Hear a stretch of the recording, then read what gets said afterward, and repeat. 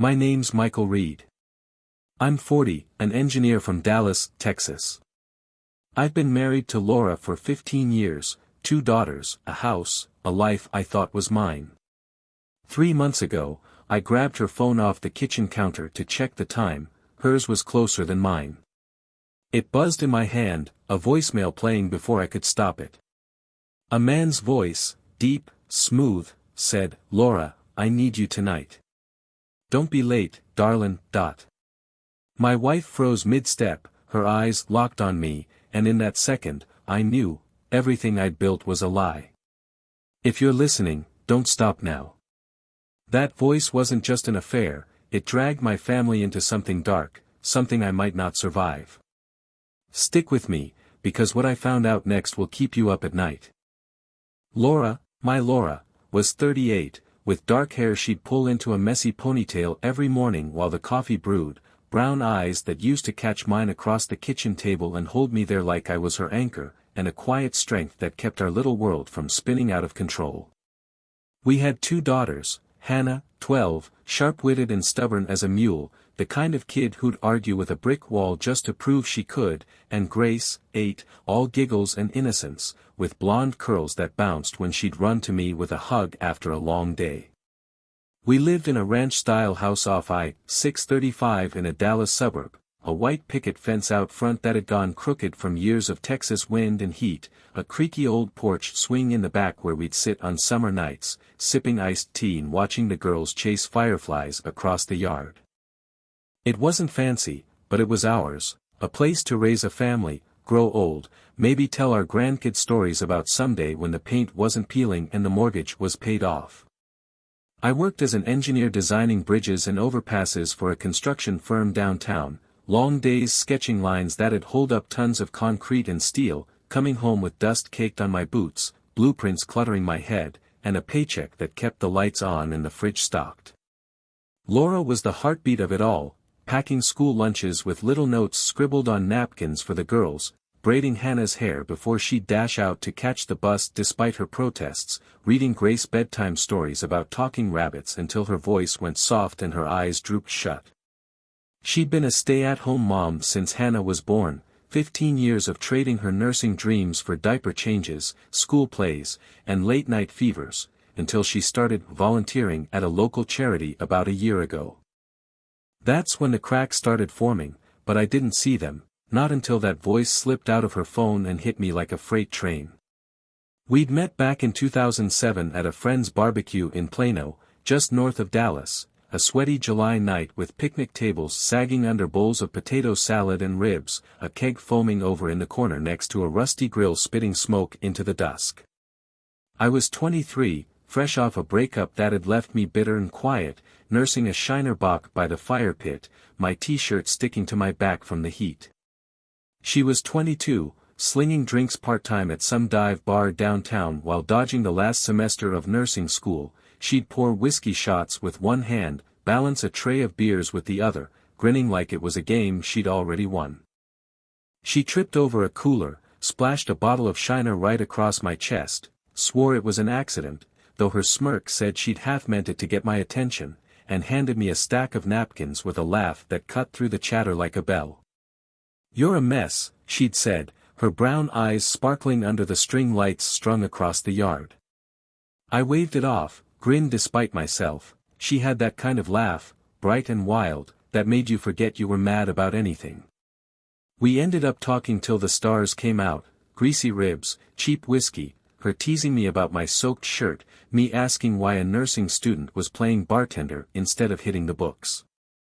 "Life's too short for lectures," she'd shrugged, stealing a sip from my bottle when hers ran dry, her fingers brushing mine just long enough to make my pulse jump.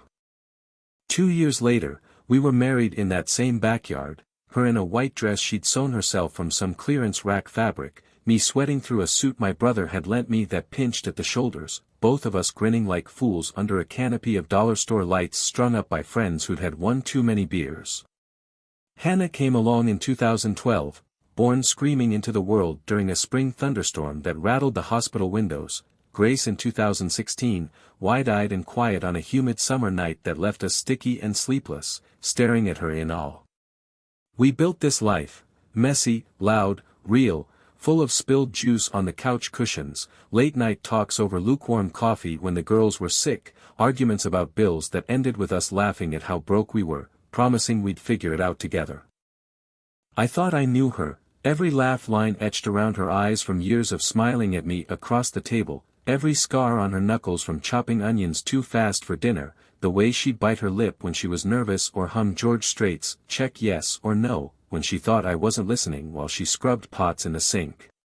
Turns out, I didn't know a damn thing about the woman I'd promised forever to, 15 years, and she'd been hiding a stranger behind that smile. That Tuesday morning was a scorcher, September heat pressing through the kitchen blinds, turning the air thick and muggy even at 7 a.m. I'd been up late the night before, arguing with a contractor over specs for an overpass project off I-35, some jackass who thought deadlines were optional, and I'd overslept, stumbling downstairs with my tie dangling around my neck like a noose, my coffee gone cold in its travel mug on the counter.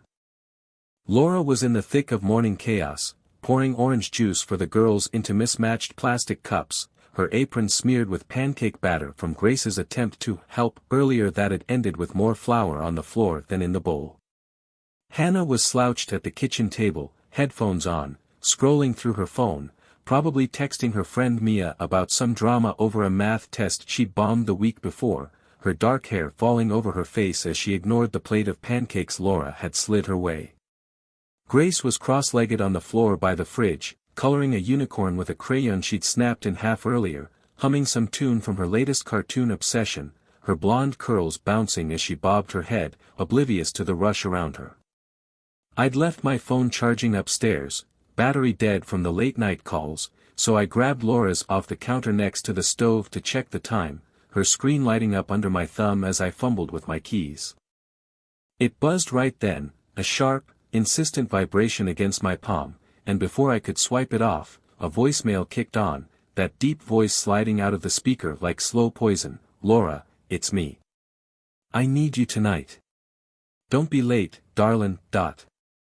She froze, mid-step, juice pitcher tipping in her hand, a splash hitting the counter and dripping onto the tile below, her eyes locking on me, wide and wild, like a deer caught in a hunter's scope, her face draining pale in an instant, lips parting but no sound coming out for a heartbeat, just the hum of the fridge and Grace's off-key humming filling the silence. Hannah didn't notice, headphones blasting, Grace kept coloring, but I felt it, that voice wasn't a friend's, wasn't a coworker's, it was too low, too smooth, too damn intimate, like it belonged to someone who knew her in ways I didn't anymore, ways I hadn't in a long time. "Who's that?" I asked, my voice steady, casual, like I was asking if she'd picked up milk yesterday or if the forecast called for rain, though my grip on her phone tightened, my pulse kicking up under my collar.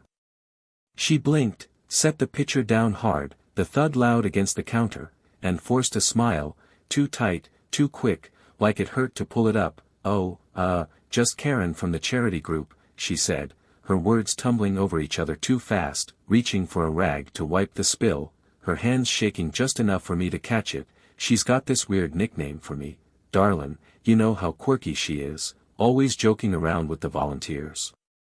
Her laugh was high, brittle, cracking at the edges like thin ice, and she turned back to the stove, flipping a pancake that was already golden brown, the spatula scraping the pan with a nervous screech, her shoulders hunching like she could shrink into herself and make the moment disappear. I nodded, slow, watching her fidget. "Karen. The bake sale lady from Helping Hands, the one with a shrill voice like a whistle and a perm that looked like a poodle got lost in a windstorm." I'd met her twice, once at a fundraiser last Christmas, mousy, awkward, handing out cookies she'd burned, no way that voice was hers, not even close. That was a man, someone sure, someone close, someone who didn't belong in my kitchen, talking to my wife like she was his to call darlin'. I didn't push. Not then, couldn't, not with the girls there, not with a meeting looming. "Gotta run," I said, setting her phone down, grabbing my keys, my voice flat as I headed out, the screen door slamming behind me like a gunshot in the quiet morning. That word, darlin', dug into me, sharp and deep, sticking like a splinter I couldn't dig out, and it followed me, all day, through the site meeting where I barked at the crew over delays, through the drive downtown with horns blaring, through hours spent arguing with foremen over concrete pours that were behind schedule. I couldn't shake it, couldn't unhear it, couldn't stop seeing her face, that flash of panic before the lie. She'd been off for months, nervous, distant, a shadow of the Laura I'd married, slipping away piece by piece, and I'd let it slide, chalked it up to stress, to life, to the grind of raising 2 kids on one salary. About a year ago, she'd started volunteering at Helping Hands, a local charity collecting clothes and cash for shelters around Dallas. She'd come home from church one Sunday, buzzing about it over dinner, spaghetti night, the girls fighting over the last piece of garlic bread, spaghetti sauce splattered on Grace's shirt from her messy twirling. "They need help sorting donations," she'd said, stirring the pot, her voice bright with something I hadn't heard in a while, purpose, excitement maybe. "Grace is in school now, Hannah's growing up, I've got time, might be nice to give back, you know." I was proud. Hell, I'd bragged about it at work the next day over stale coffee in the break room, telling Jim, my boss, how my wife was out there making a difference while I drew lines on blueprints. "Good woman," he'd said, clapping my shoulder, and I'd grinned, feeling like we were doing something right, like we were a team still, after all these years. She'd leave a couple nights a week at first, dressed in jeans and a faded t-shirt, nothing fancy, her old canvas tote bag slung over her shoulder, the one she'd had since Hannah was in diapers, worn at the edges from years of use. "Back by 10, she'd say, kissing me quick on the cheek, ruffling Hannah's hair when she'd grown about algebra homework, blowing Grace a kiss from the door as she ducked out into the evening heat, her Honda's engine coughing to life in the driveway. I'd stay home with the girls, helping Hannah wrestle through math problems she'd rather burn than solve, her pencil scratching the paper in frustration. "This is stupid, when am I ever gonna use this?" she'd snap, her dark eyes flashing, me biting back a laugh. "You'll thank me when you're an engineer," I'd tease, knowing she'd roll her eyes harder. Grace, I'd read to her, her favorite book about talking rabbits, doing the voices, the rabbit king with a deep growl, the little bunny with a squeak, until her eyes drooped and she'd mumble, "One more page, Daddy, please," her head heavy on my arm. I'd keep going, voice softening, until she was out, her bunny tucked under her chin. I'd keep the house warm, the porch light on, waiting for Laura to roll back in, sometimes with a quick story, "Got a big haul of coats today," sometimes just a tired smile, her sneakers kicked off by the door, leaving them crooked on the mat. "Long night," she'd sigh, heading upstairs while I locked up behind her. But those nights started stretching, 2 turned into 3, then 4, sometimes 5, her schedule shifting like sand under my feet. She'd come home later, 11, midnight, once even 1 a.m., her hair tangled from the wind blowing through her cracked car window, eyes heavy with exhaustion, her shoulders slumped like she'd carried more than a few boxes of sweaters. "It's exhausting, but worth it," she'd say, dropping her tote by the door with a thud, kicking off her sneakers, her voice flat, barely there, dodging my eyes as she'd shuffle to the kitchen for a glass of water. I'd nod, heat up leftovers for her, meatloaf maybe, spaghetti from the night before, ask how it went, leaning on the counter while she sat at the table, picking at her plate with a fork, her gaze drifting to her phone instead of meeting mine. "Fine," she'd mutter, "lots of sorting, clothes, blankets, coats now that fall's coming." I'd push, gentle, "Which shelter, anything cool come in?" But she'd shrug, change the subject fast, her words clipped, "How was Hannah's day? Still mad about that test?"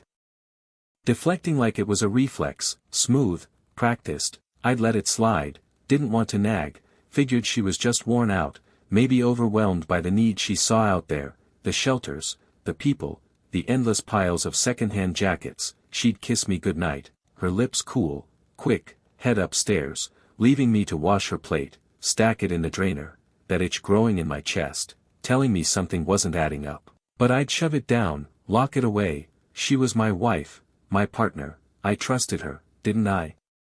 Then the little things started piling up, cracks I'd missed, or ignored, until that voicemail threw them into sharp, ugly relief.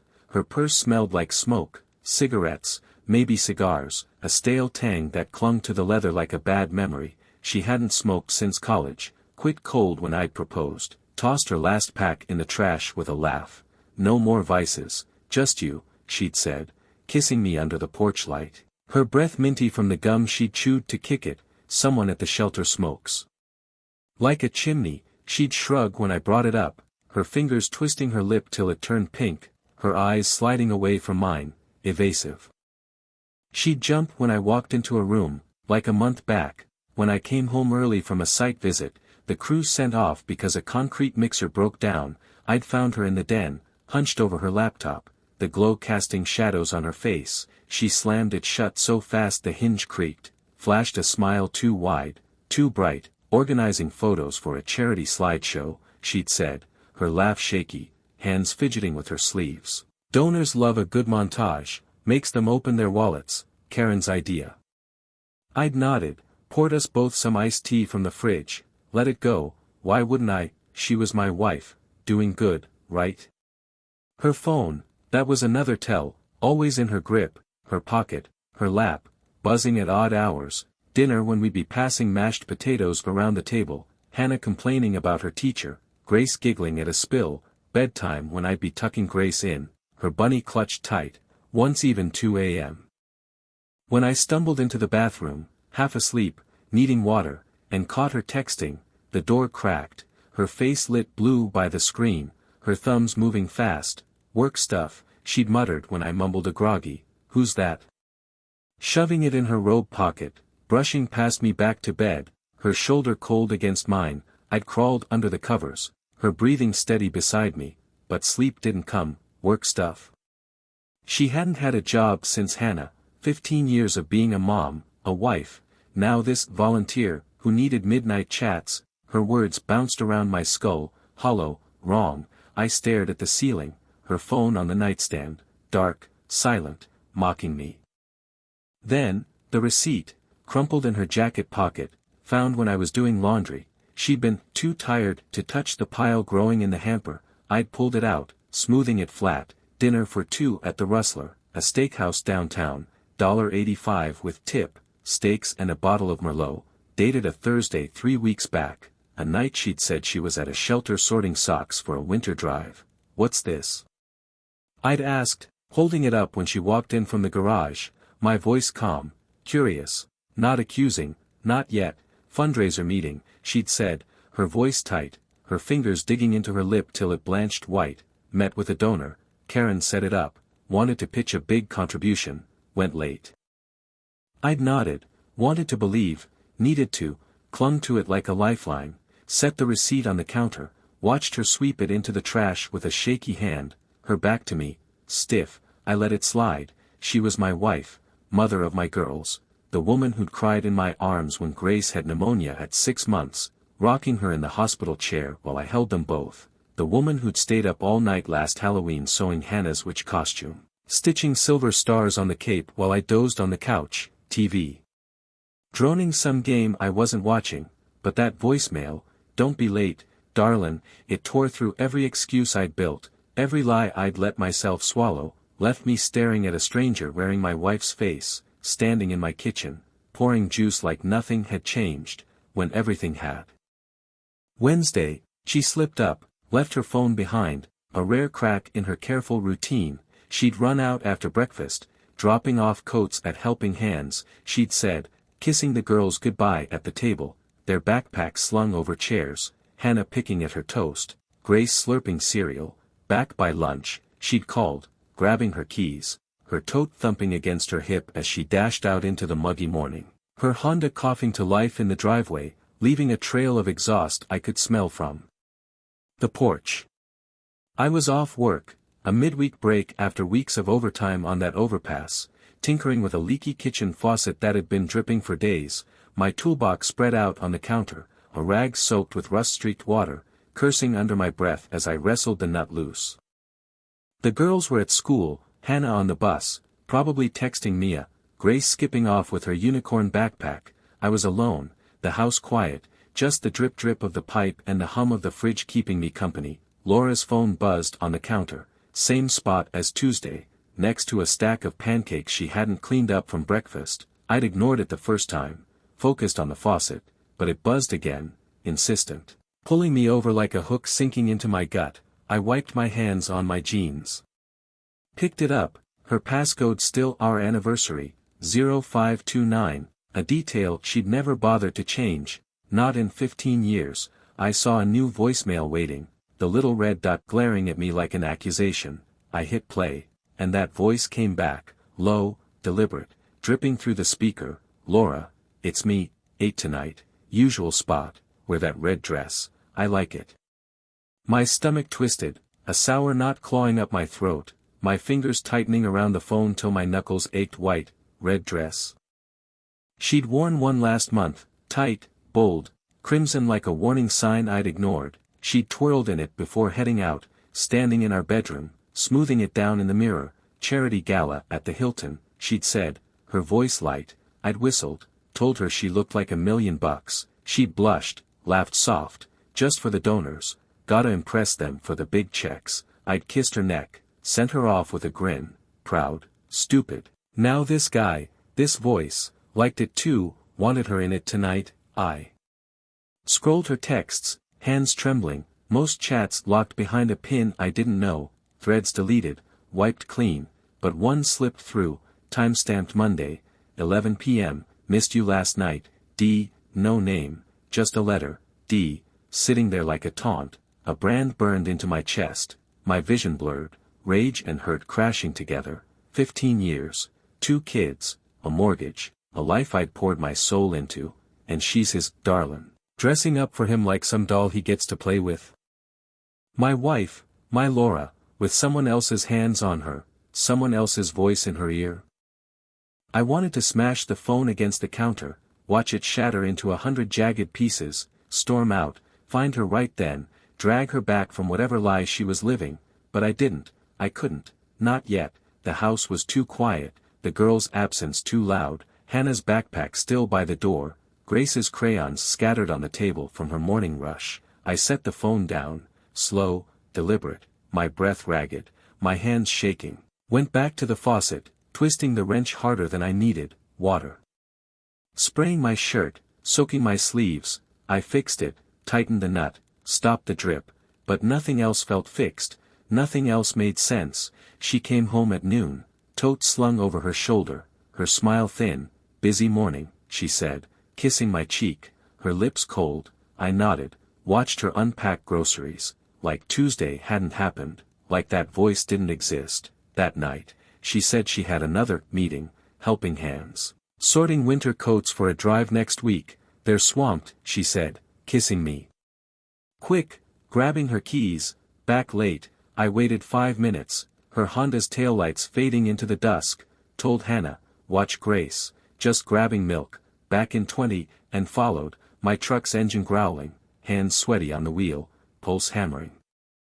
She didn't go downtown to the shelter. I knew the address, dropped off old jackets there last winter. She drove west, through traffic, past strip malls, to the Drifter, a neon-lit dive off Henderson. I'd passed it 100 times, dingy, loud. Not her. I parked across, shadowed lot, watched her step out, no tote, jeans swapped for that red dress, same one, hugging her like a second skin, hair loose. Not my Laura.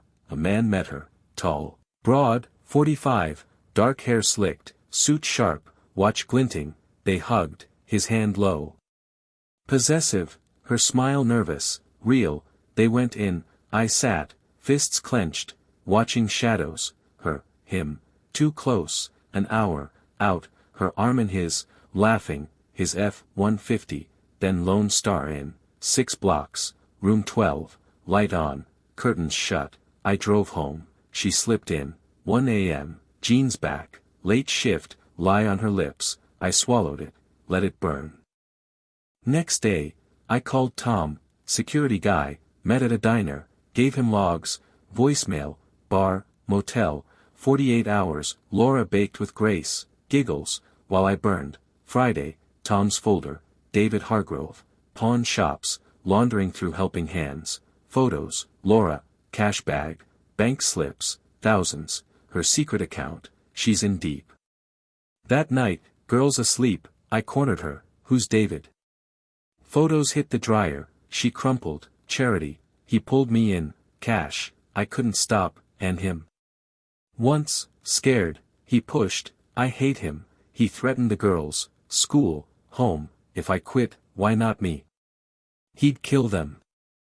Saturday, I tailed him, warehouse, recorded, Friday shipment, clean it, cops or confront, told her, set a meet, I'll end it, she begged, he'll kill us. Sunday, girls home, locked doors, neighbor watching, I went, drifter, his truck, her text, slipped away, SUV rolled, dark, Hannah called, someone's at the door, line cut, I raced, girls gone, note, you should have stayed quiet, Laura, missing, David, gone, my girls, alive, dead, her trap, or his? Darlin, mocks me, I've got proof, no family, what do you do when her lies take everything?